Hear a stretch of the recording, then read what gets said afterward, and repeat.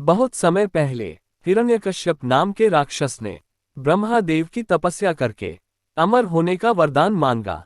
जब ब्रह्मादेव ने अमरता का वरदान देने से मना कर दिया, तो उसने मांगा कि उसे संसार में रहने वाला कोई भी जीव, जंतु, राक्षस, देवी, देवता और मनुष्य मार ना पाए। साथ ही ना वो दिन में मरे और न ही रात के समय, न तो पृथ्वी पर मरे और न ही आकाश में, न तो घर के अंदर और न ही बाहर, और न ही शस्त्र से मरे और न ही अस्त्र से।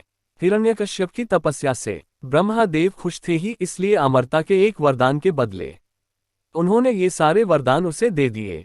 इसे पाकर भी उसने हर जगह तबाही मचाना शुरू कर दिया।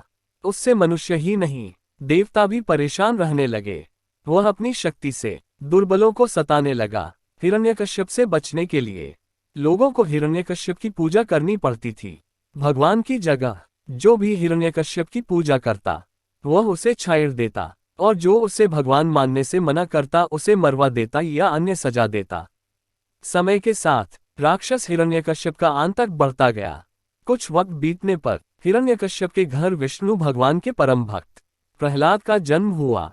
हिरण्यकश्यप ने प्रहलाद को कई बार विष्णु भगवान की पूजा करने से मना किया और कहा, मैं ही भगवान हूँ, तुम मेरी आराधना करो। हर बार हिरण्यकश्यप की बात सुनकर प्रहलाद कहते, मेरे सिर्फ एक ही भगवान है और वो भगवान विष्णु हैं। प्रहलाद की बातें सुनकर हिरण्यकश्यप ने उन्हें मारने की कई कोशिश की, लेकिन वह सफल नहीं हो पाया। भगवान विष्णु अपनी शक्ति से हर बार हिरण्यकश्यप के सारे प्रयास विफल कर देते थे। एक दिन हिरण्यकश्यप के घर उसकी बहन होलिका आई। होलिका को आग में न जलने का वरदान प्राप्त था।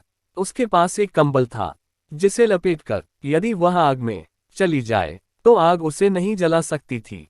हिरण्यकश्यप को अपने बेटे से परेशान देखकर होलिका ने कहा, भैया, मैं अपनी गोद में प्रहलाद को लेकर आग में बैठ जाऊंगी, जिससे वह जल जाएगा और आपकी परेशानी खत्म हो जाएगी।